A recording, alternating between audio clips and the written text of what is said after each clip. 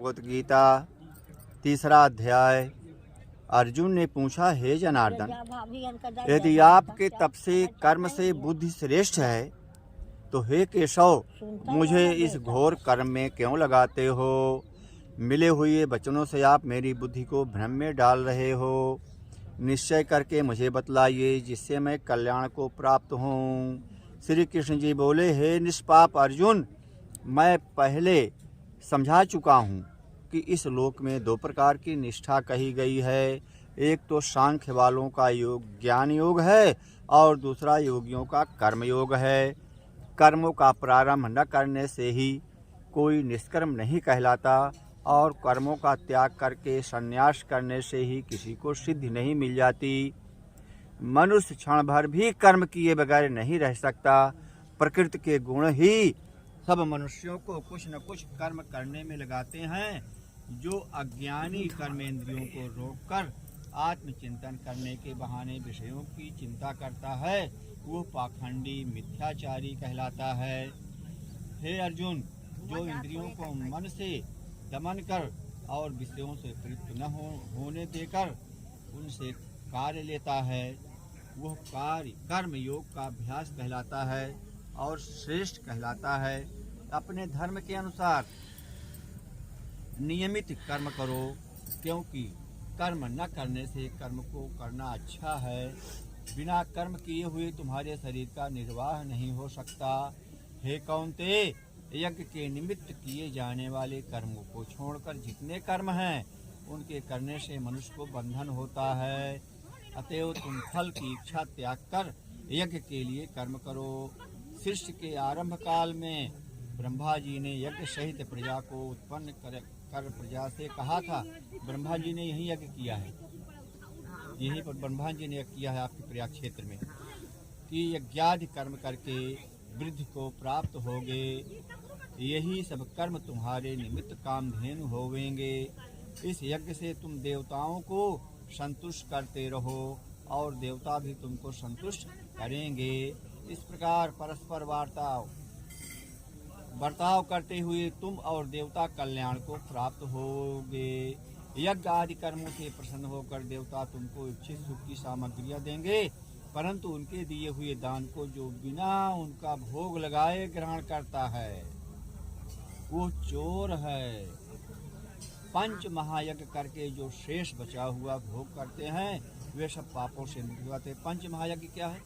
भोजन करने के पहले 5 गिलास अग्नि में डालकर जो कार के जल खाए उसको पंच महायज्ञ कहते हैं। पंच महायज्ञ करके जो शेष बचा हुआ भोग ग्रहण करते हैं वे सब पापों से मुक्त हो जाते हैं। और जो अपने निमित्त ही अन्न पकाते हैं वे पापी पुरुष पाप को ही भक्षण करते हैं। भोजन बनाइए, अपने लिए बनाइए, ठीक है, खाइए, लेकिन कुछ उसमें से यज्ञ में निकाल दीजिए, गौ को निकाल दीजिए, जो बचे कुत्ता को वगैरह। अन्न से ही प्राणियों की उत्पत्ति होती है। अन्न मेघ से उत्पन्न होता है। मेघ यज्ञ द्वारा जल बरसाता है और यज्ञ की उत्पत्ति कर्म से होती है। कर्म की उत्पत्ति ब्रह्म से होती है और ब्रह्म अक्षर परमात्मा से। इस कारण सदा सब पदार्थों में रहने वाला जो ब्रह्म है वो सब यज्ञों में प्रस्तुत है। हे पार्थ, इस प्रकार चलाए हुए कर्म के चक्र के अनुसार जो नहीं चलता वो पापमय है। जो पुरुष आत्मा में ही रत रहता है और आत्मानंद अनुभव से तृप्त रहता है उसे कुछ भी कार्य शेष नहीं है। वह कोई कर्म करे या न करे, उसको कोई प्रयोजन अथवा लाभ नहीं है और किसी प्राणी से अपना लाभ कराने की भी उसे कोई आवश्यकता नहीं है। इसलिए तुम भी फल की प्राप्ति इच्छा त्याग कर कर्तव्य पालन करते रहो, क्योंकि फल की इच्छा को त्याग कर्म करने वाला पुरुष मोक्ष को प्राप्त होता है। जो भी व्यक्ति कोई काम करे, पूजा पाठ करे या हनुमान जी का दर्शन करे, गंगा जी का स्नान करे आदि आदि, कुछ मांगने की इच्छा से न करे। भाव अपने अंदर रखे रहिए, मांगिए नहीं, अपने आप जानते हैं। राजा जनक आदि ने भी कर्म सिद्धि पाई है। इसी प्रकार तथा लोक संग्रहण को देखते हुए भी तुमको कर्म करना उचित है। श्रेष्ठ पुरुष जिस जिस कर्म का आचरण करता है दूसरे मनुष्य उसी पर मार्ग पर चलते हैं और वो जिसको प्रामाणिक मानता है उसी के अनुसार सब उत्तम मानते हैं। हे पार्थ, मुझको तीनों लोक में कुछ भी कर्म श्रेष्ठ न रहा और न कोई अप्राप्त वस्तु प्राप्त करनी है, फिर भी मैं कर्म करता ही रहता हूँ। यदि हम ही आलस्य रहित होकर कर्मों को नहीं करेंगे तो मनुष्य हर प्रकार से हमारे ही पथ का अनुकरण करेंगे। जैसे शीला रात दिन दौड़ती रहती है, जो मैं ही कर्म न करूं तो सब लोग भी ना करने से नष्ट हो जाएंगे। इससे मैं ही वर्ण संकरों के उत्पन्न करने का हेतु बनकर प्रजा को नष्ट करने वाला समझा जाऊंगा। जिस प्रकार अज्ञानी फल की इच्छा करके कर्म करता है, वैसे ही फल की इच्छा न करते हुए ज्ञानी को लोक शिक्षा की इच्छा करते हुए कर्म करना उचित है।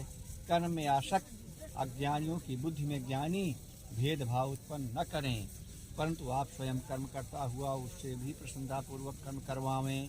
हे अर्जुन, सब कर्म प्रकृति के गुण से ही उत्पन्न होते हैं, परंतु जिनकी बुद्धि अहंकार से भ्रष्ट है, ऐसे मूर्ख लोग समझते हैं कि हम करता हैं।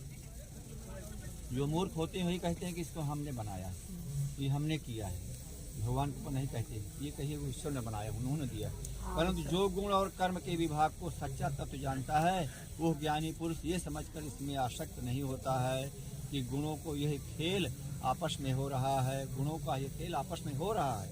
हे अर्जुन, अध्यात्म बुद्धि से सब कर्मों को तुम मुझसे अर्पण करके कर्म फल की आशा छोड़कर संग्राम करो।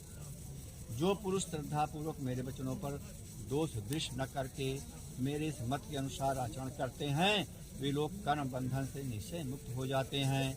और जो अज्ञानी इस मत पर दोष दृष्ट करते हुए इसको ग्रहण नहीं करते, वे संपूर्ण ज्ञान से रहित हैं।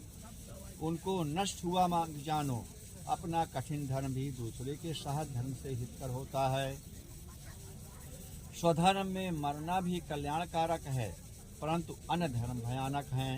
अर्जुन बोले, हे श्री कृष्ण जी, पुरुष को पाप करने की इच्छा न होती हो भी कौन से उसे बलात् पाप से के मार्ग से प्रवृत्त करता है। श्री कृष्ण जी बोले, हे अर्जुन, रजोगुण से उत्पन्न होने वाला काम और क्रोध मनुष्य को पाप मार्ग में ले जाता है। इसे करके उत्पन्न इच्छा कभी तृप्त नहीं होती। ये महापापी और घोर शत्रु हैं।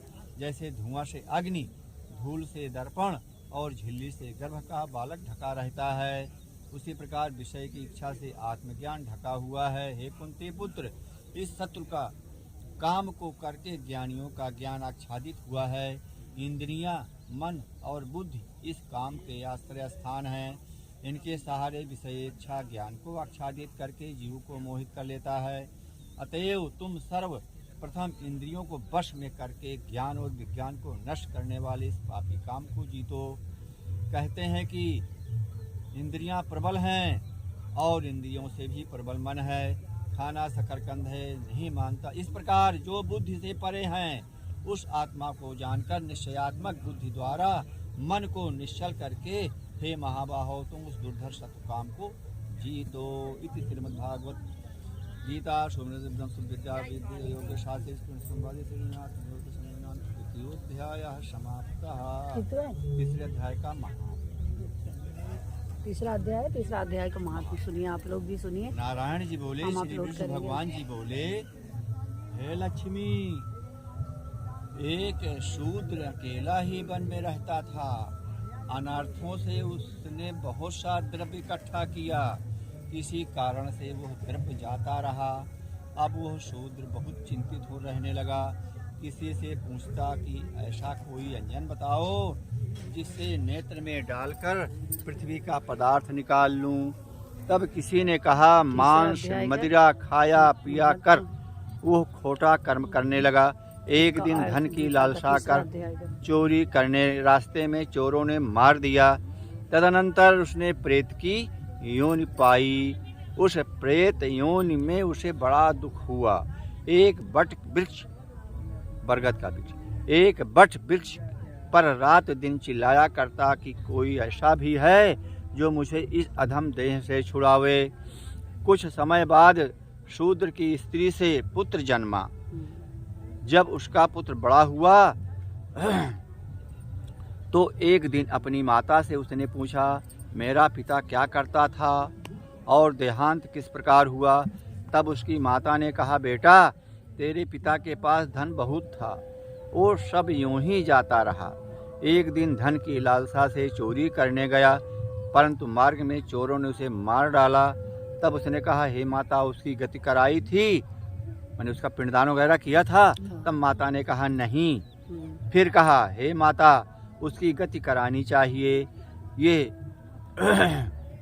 कहा वो पंडितों से पूछने लगा और प्रार्थना करी कि हे स्वामी, मेरा पिता एक दिशा में जाकर मृत्यु को प्राप्त हुआ है, उसका उद्धार किस प्रकार होवे? तब पंडितों ने कहा, तू गया जी जाकर उसकी गति को करो, तब पितरों का उद्धार होगा। ये सुन माता की आज्ञा लेकर गया जी को गमन किया। प्रयागराज का दर्शन स्नान करके फिर आगे को चला। रास्ते में एक वृक्ष के नीचे बैठा, वहाँ उसको बड़ा भय हुआ। यह वही वृक्ष वहाँ था जहाँ उसका पिता प्रेत की योनि को प्राप्त हुआ था। उसी जगह में चोरों ने उसको मारा भी था। तब उस बालक ने अपना गुरु मंत्र पढ़ा। गुरु मंत्र का महत्व बताया गया है इसमें। उसका एक और भी नियम था, वो एक अध्याय श्री गीता जी का नित्य पाठ भी किया करता था। गुरु मंत्र का जाप करता था, एक अध्याय का पाठ करता था गीता जी का। उस दिन उसने श्री गीता जी के तीसरे अध्याय का पाठ उस वृक्ष के तले बैठकर किया। वह उसके पिता ने प्रेत की योनि में सुना। सुन के उसकी प्रेत देह छूट गई, देव देही पाई। स्वर्ग से विमान आए और वह विमान पर चढ़कर उसके सामने आया और आकर आशीर्वाद दिया और कहा, हे पुत्र, मैं तेरा पिता हूँ जो मरकर प्रेत हुआ हूँ। इस तेरे पाठ करने से मेरी यह देवदेही हुई है। अब मेरा उद्धार हो गया है। अब तू गया जी में अपना खुशी से जा। इतना सुनकर पुत्र ने कहा, हे पिताजी, कुछ और आज्ञा करो जो मैं आपकी सेवा करूं। तब उस देवदेही ने कहा, देख, मेरी 7 पीढ़ियां पिता नरक में पड़ी हैं, बड़े दुखी हैं। अब तो श्री गीता जी के तीसरे अध्याय का पाठ करके उनको इस दुख से मुक्ति प्रदान कर दे। इतना वचन कहकर वो देह देही स्वर्ग को गई। तब बालक ने वहाँ तीसरे अध्याय का पाठ किया और सब पितरों को पुण्य देकर वैकुंठ गामी कर दिया। जो प्राणी श्री गीता जी का पाठ करे या श्रवण करे, उसका फल कहाँ तक कहने में नहीं आ सकता। तब नारायण जी ने कहा, हे लक्ष्मी, ये तीसरे अध्याय का जो फल मैंने तेरे लिए कहा है सो तूने सुना। गीता महात्म की जय। तीसरा गीता अध्याय भी और 3 अध्याय अर्थ सहित है, आप लोग जरूर सुनिए। गंगा मैया की कृपा आप लोगों पर है। गंगा मैया की जय। यहाँ लाइव नहीं आ सकती हूँ, नेटवर्क नहीं होता है।